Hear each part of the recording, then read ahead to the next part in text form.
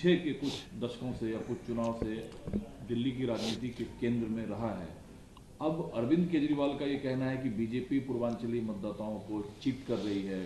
BJP की तरफ से प्रहार किया गया कि पूर्वांचलियों की तुलना आम आदमी पार्टी केजरीवाल रोहिंग्या और बांग्लादेशी से कर रहा है, जबकि बाय बॉर्न जेपी नड्डा पटना में जन्म लिए हैं और वो पूर्वांचली हैं। तो पूर्वांचलियों की तुलना केजरीवाल रोहिंग्या और बांग्लादेशी से कर रहे हैं। देखिए, इन दोनों से तो पहली चीज तो मेरा ये प्रश्न ये है कि इन दोनों पार्टियों ने पूर्वांचलियों के लिए विशेष कौन सा इन्होंने कोई नीति की है या उनकी तरफ केंद्र विशेष केंद्र किया है। पूर्वांचली इस शहर के नागरिक हैं, आज से नहीं बहुत सालों से आ रहे हैं। उत्तर प्रदेश से आए हैं, बिहार से आए हैं और प्रदेशों से भी बहुत से लोग दिल्ली आए हैं। उनकी मेहनत से दिल्ली बनी है। अचानक जब चुनाव आता है तब मैं देखता हूं कि एक विशेष वर्ग के लोगों के बारे में पूर्वांचलियों का नाम लेकर भारतीय जनता पार्टी और आम आदमी पार्टी बात करने लगती है। लेकिन आप जो लोग आते हैं, जो मेहनत करते हैं, जो शहरों में रहते हैं, उनके लिए इन दोनों पार्टियों ने किया क्या, ये मैं जानना चाहता हूं। ये जो पूरी कंट्रोवर्सी इनकी चल रही है कि वो कह रहे हैं कि पूर्वांचली वोटर कार्ड देंगे, वो कह रहे हैं कि रोहिंग्या हैं, ये इनकी आपस की नूरा कुछ थी। इसका क्या मतलब है भाई? मैं ये जानना चाहता हूं कि हमारे बहुत से बाहर से वर्कर्स आते हैं, मेहनत करते हैं, क्या किया इनकी हाउसिंग के लिए जो बहुत ज़रूरी था। आपको याद होगा जब शीला जी की सरकार हटी थी, कांग्रेस की सरकार हटी थी, तो नरेला में हम लोगों ने कम से कम 4,500-8 हज़ार के करीब फ्लैट्स बनाए थे।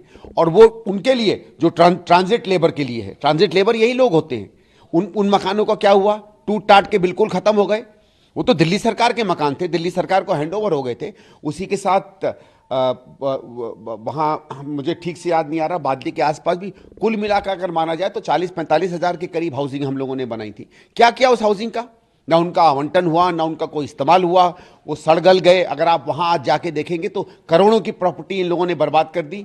ना भारतीय जनता पार्टी को कोई चिंता है, ना आम आदमी पार्टी को कोई चिंता है। तो लोगों के सही वेलफेयर के लिए तो ये कोई काम करते नहीं है और इस तरीके की उन लोगों का नाम इस्तेमाल करके राजनीति करते हैं केवल जब चुनाव आता है। मैं इन दोनों पार्टियों की इन मुद्दों पर निंदा करता हूं। अमित शाह स्पीच कंट्रोवर्सी पर जब साहब ने नीतीश कुमार को चिट्ठी लिखी अम्बेडकर को लेकर, दलित को लेकर, तो संजय झा जो जेडीयू के प्रेसिडेंट हैं, उन्होंने जवाब दिया कि जब नीतीश जी मुख्यमंत्री पद छोड़े, एक दलित को उन्होंने मुख्यमंत्री बनाया जो जीतन राम मांझी थे। अरविंद केजरीवाल दो राज्य में सरकार चला रहे हैं। जब खुद उन्होंने कुर्सी छोड़ी केजरीवाल साहब ने, तो मुख्यमंत्री की कुर्सी किसे सौंपा उन्होंने? पंजाब में क्या किसी दलित को मुख्यमंत्री बनने का मौका मिला? इसलिए अरविंद केजरीवाल कम से कम अंबेडकरवाद और दलितों पर ज्ञान ना दे। नहीं, देखिए, ये इस बात से तो मैं इत्तेफाक रखता हूं। और अरविंद केजरीवाल का, चाहे वो बाबा साहब अंबेडकर को चिन्हित करें, चाहे शहीद भगत सिंह को करें, ये केवल अपनी राजनीति के लिए करते। ना इनका कोई किसी समुदाय के कल्याण से कोई लेना देना है, ना समता से कोई लेना देना है। यही अरविंद केजरीवाल हैं। अगर आपको याद होगा जब OBC reservation higher education institutions में चल रहा था और एक दिल्ली में ऑल इंडिया इंस्टीट्यूट में एक संगठन बना था यूथ अगेंस्ट रिजर्वेशन ये करके, क्या उनके तो मंच पर ये भाषण दे के आए थे कि मैं रिजर्वेशन के खिलाफ हूं। अगर आपको याद होगा, आप लोग भले ना चलाते हों, वहां तो उनके जो वेबसाइट है उसमें इनका प्रमुख स्पीकर्स में नाम है। अभी एक वीडियो निकल कर आया है पंजाब से, अभी मेरे पास भी है, आप चाहे तो उसको देख लें, जिसमें ये ओपनली कह रहे हैं कि जो रिजर्वेशन है एक ही बार मिलना चाहिए, घर में मतलब किसी और को ना मिले, दोबारा नहीं मिलना चाहिए। जो गरीब भी हो बेचारा, चपरासी भी हो बेचारा, बिल्कुल दरिद्र भी हो, वो अगर एक बार रिजर्वेशन इस्तेमाल कर ले तो फिर कभी नहीं होना चाहिए। ये मान के कि एक बार अगर किसी को थोड़ी मदद मिल जाती है तो क्या वो उस पूरे बैकवर्डनेस से बाहर आ जाता है? तो इनकी तो मानसिकता जो है वो एंटी दलित है और बाबा साहब की जो बेसिक कॉन्सेप्ट था इन चीज़ों को देने का, उसकी इनको कोई समझ नहीं है। अभी आप देखिए, 2 या 3 दिन पहले इन्होंने एक एआई जनरेटेड एक वीडियो निकाला है जिसमें बाबा साहब की कृति का कोई व्यक्ति है एआई में जो इनके सर पर हाथ फेर रहा है। मतलब इतनी बेशर्मी। देखिए, ये महानुभूतियाँ हैं हमारे यहाँ की, ये सारे देश के होते हैं। आपको अगर ठीक है आप बचाना चाहते हैं, हम उनके विचारों पर चल रहे हैं, चलें, लेकिन वो आपको आशीर्वाद दे रहे हैं एआई जनरेटेड। हम कभी भी अपने महान व्यक्तियों की एआई जनरेटेड इस तरीके से फोटो का गलत इस्तेमाल नहीं करते हैं। सवाल ये उठता है कि राजनीतिक विरोधी के तौर पर घोषणा कर रहे हैं केजरीवाल साहब की, लेकिन वो तो अंबेडकर साहब की जो तस्वीर है वो बिल्कुल अपने पीछे रखते हैं। बिल्कुल नहीं, वही मैं मानता हूं, तस्वीर रखने से क्या होता है साहब? ये तो दिखावा है ना। तस्वीर तो बहुत लोग रखते हैं, उनके विचारों पे क्या आप मानते हैं कि नहीं? जो चीजें उन्होंने कही हैं वो मानते हैं कि नहीं? जैसे वो सवाल जेडीयू के मंत्री ने बनाया, कौन है आपके यहाँ बड़ा दलित नेता? कई मंत्री आप बताइए। कई मंत्री थे जो निकाल दिए गए या निकल गए। वही बात है। देखिए, राजेंद्र पाल गौतम जी की मैं बात करता हूं, गोकुलपुरी से जो थे, उन्होंने उस तरीके के शब्दों की बात कही जो बाबा साहब के विचारों से मिलती है। बाबा साहब ने कोई 22 चीजों की बात की थी जिसको इन्होंने कहा, उससे उनको निकाल दिया गया। तो वो जो बात कहते हैं, जो उनकी मुख्य विचारधाराओं की बात है, उससे तो आप खिलाफ हो जाते हैं क्योंकि आपको लगता है कि शायद वोट गड़बड़ हो जाएगा। वोट की राजनीति में न कहीं डॉक्टर अंबेडकर हैं, न दलितों का हित है, न समता का सवाल है, न आरक्षण का कोई मुद्दा है। हाँ, दिखाने के लिए फोटो टांग लो। फोटो तो आप दसों की टांग सकते हो, उसमें क्या है?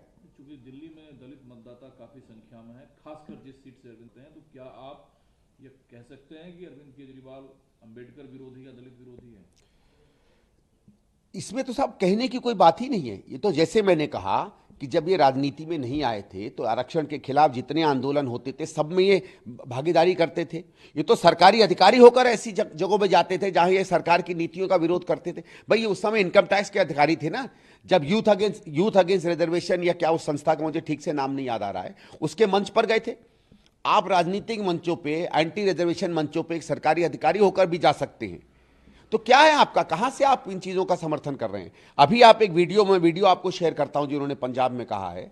तो अगर इस तरीके की आप बातें करते हैं तो स्वाभाविक है ना कि अपने आप ही जो व्यक्ति, चाहे न्यू दिल्ली कॉन्स्टिट्यूंसी में हो, चाहे दिल्ली प्रदेश में हो, चाहे पूरे देश में हो, जो थोड़ा बहुत भी जानता है अरविंद केजरीवाल का, वो समझ जाएगा कि इनको किसी भी समतामयी कार्यक्रम या कल्याण के प्रोग्राम या कॉन्स्टिट्यूशन में जो अधिकार दिए हैं उससे कोई इनका लेना देना नहीं है। एक सवाल सर मैं और लूंगा। वायनाड उपचुनाव में भाजपा उम्मीदवार नव्या हरिदास गांधी से वो केरल हाईकोर्ट में प्रियंका जी की जीत को रद्द करने की मांग की। उन्होंने कहा अपने हलफनामे में उन्होंने अपनी संपत्ति का ब्यौरा छुपाया, उनके खिलाफ जो प्रियंका जी खिलाफ लंबित मामले हैं उसको सूचीबद्ध ढंग से प्रस्तुत नहीं किया, इसलिए उनका जो जीत है उसे रद्द किया जाए। ठीक है, कोई भी जा सकता है और हमको तो पता ही था। देखिए, ये प्रियंका जी भी जब से संसद में आप आई हैं बहुत प्रभावी तरीके से वो बोल रही हैं, बहुत तीखे तरीके से वो भारतीय जनता पार्टी पर हमला बोल रही हैं।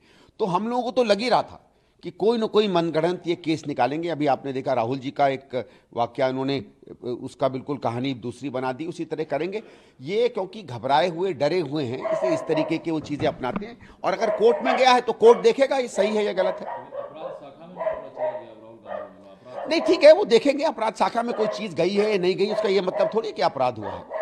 वहाँ हमने तो जो वहाँ के वीडियो देखे हैं उसमें कोई ऐसी बात ही नहीं है। मैंने देखा कि राहुल जी जाते हैं, उनको सामने लोग रोकते हैं। पहली चीज़ तो ये बतानी चाहिए ना कि किसी एमपी को संसद में घुसने में आप रोक कैसे सकते हैं? भाई, संसद का सदस्य जो है उसको कौन, कैसे कोई रोक सकता है?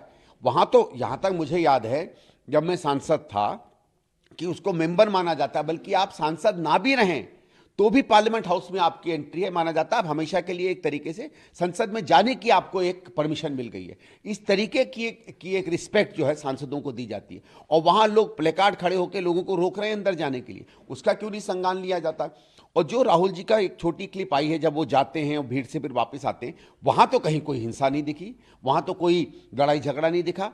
और मुझे मालूम है कि संसद का तो चप्पा चप्पा सीसीटीवी के अंडर है, तो वहां क्यों नहीं पूरी चीज दिखी? और अगर चप्पा चप्पा सीसीटीवी में नहीं है तो फिर अपने में ही बहुत बड़ा सिक्योरिटी लैप्स है। कल को कोई और वहां अगर जघन्य कांड हो गया होता तो क्या होता? इसके लिए तो पूरी जवाबदेही अगर किसी की है तो मोदी जी की सरकार की है।